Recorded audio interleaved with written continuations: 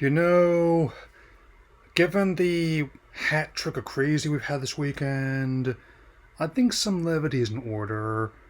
Hey everyone, it's time for my gaming vlog for this month, and even though I'm not gonna be focusing too much on video game related news, once again, like, I had to put some of the ones I'm wanting to address in another folder to talk about, but I'll pick a couple ones based on what I've been playing, especially what's coming, so let's get this started. Let's talk about how it's stuff on the PlayStation front first and ways pushing this up, and especially with the games that I plan to come to Extra and Premium tomorrow, with some good selections here. I'm not going to be going over all of them, but I will be focusing on what I think is personally looks fun. So, the big one is probably Crisis Core Final Fantasy VII Reunion, and there's also No More Heroes 3, which is I'm using as a thumbnail. The Travis Strikes Again Complete Edition spin-off. I expect to see more of these titles in the near future. And also gonna be talking a bit about the next few couple classics and improvement here, since the legacy titles I'm mainly subscribed for. I mean, Ratchet and Clank Size Matters, not my favorite Ratchet and Clank game, but it's alright. Wouldn't mind Secret Agent Clank coming in the near future either. Summoner, which I've not played that much. I mean, it's one of the few titles in the PS2 launch library that's coming back, and my easy pick for games that were in that library that I would want to see would be Tekken Tag Tournaments, especially. How long fun that in arcade as well. And one that people seem to be really liking that I have not played, including is like Jeanne d'Arc, a sort of retelling of the Legend of Joan of Arc, the French revolutionary figure who went to the Years War and was burnt at the stake for her beliefs. I mean, it's a level 5 game, which, even though I'm not as in that developer as other people are, I at least understand the appeal as I've been getting to. And I never played this one during its release, but people seem to speak very highly of it, so I guess I'll have to keep my eye on this one when it goes live. Of course, while the essential tier games are not quite the little juicy that last month's were, they're still all pretty solid, where you have the hit multiplayer title Among Us, you have Borderlands 3, one of my favorite installment. I'm having fun with it, and I'll just deal with the movie as it comes, especially in light of the bad test screenings it just had. And maybe I'll just rewatch Furiosa again, depending on how it turns out. Who knows? And NHL 2K4, or I mean, not the biggest hockey game player. Hey, like I said before, other sports fans appreciate the realism of the simulation titles, especially how intuitive they make them to play. But I tend to lean more towards arcade style titles like the NHL Hits games, which they haven't really done much with, as well as like the NES classic Blades of Steel. I mean, I don't know. Let's just say that I didn't get quite as competitive as Riley did in the rink, given how I saw Inside Out 2 again before I came back from my father's place.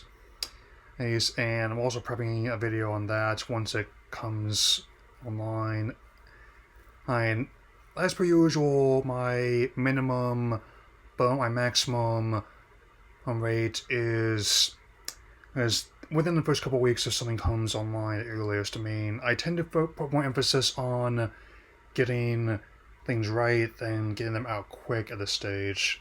Say that much. And Multiverses, as I am this close to getting the Uber Jason / Jason X skin, and I've also been stacking currencies for when Smith goes live, just in case I can't complete all the rifts I want to before that event ends next week. I mean, anyone wants to join me, my PSN's in my channel description, and I just thought I feel like sharing that as I tilted my angle towards my Matrix Directions poster, so there's that.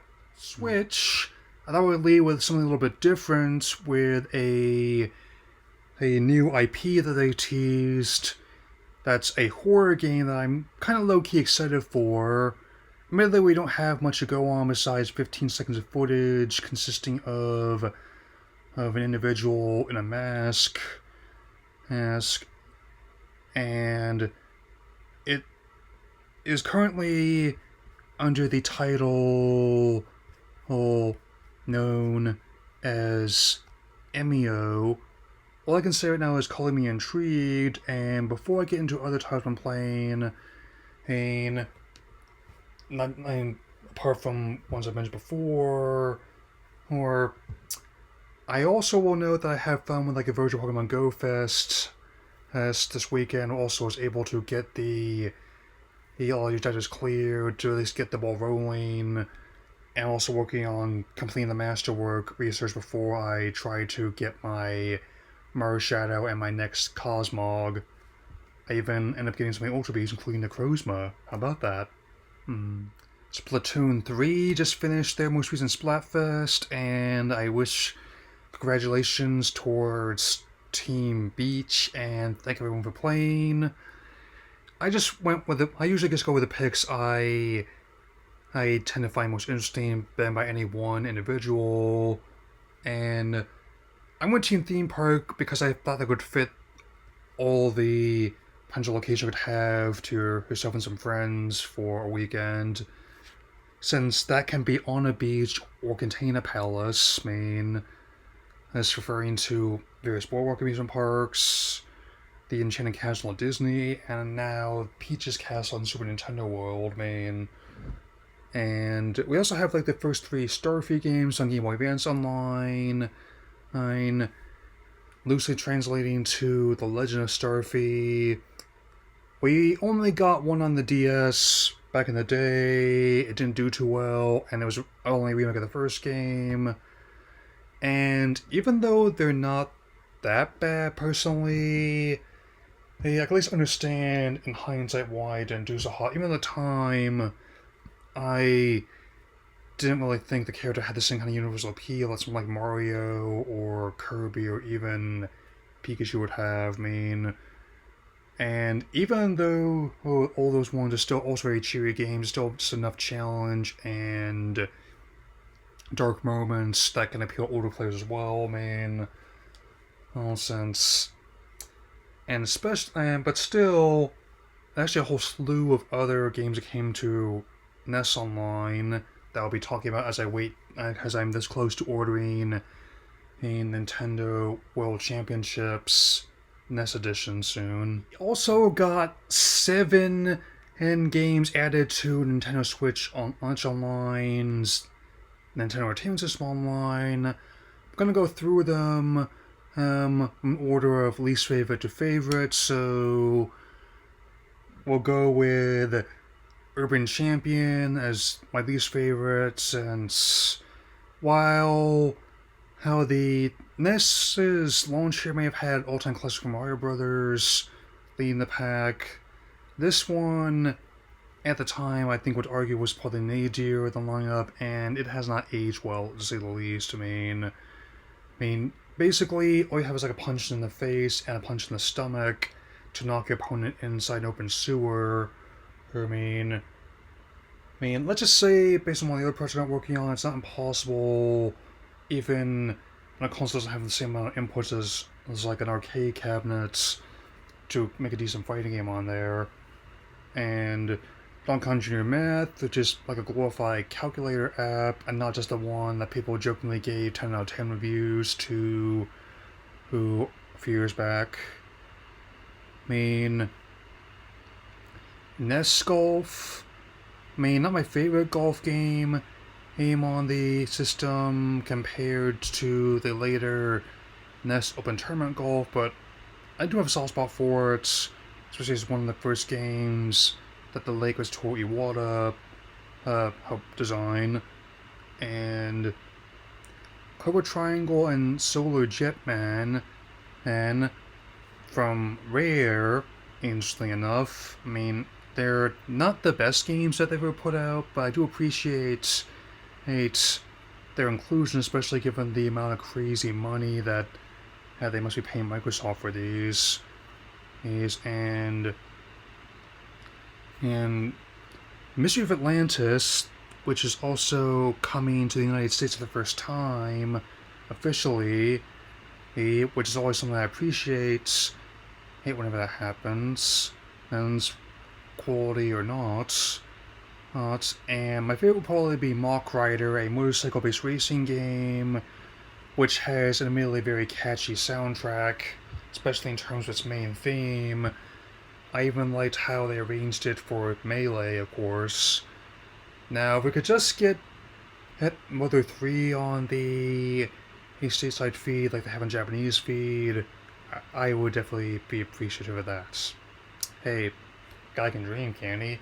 And I've also been playing more of Scarlet and Violet and TMNT Tournament Fighters since I am this close to getting all the information I need for this particular views of both. I just need to work out the Gauntlet and Hendrix Era Zeros, Mochi Mayhem, and I only have a few more touches to put on Tournament Fighters regarding like the NES and Genesis versions, and that'll be it. Those are the two game reviews I'm giving priority towards most this month.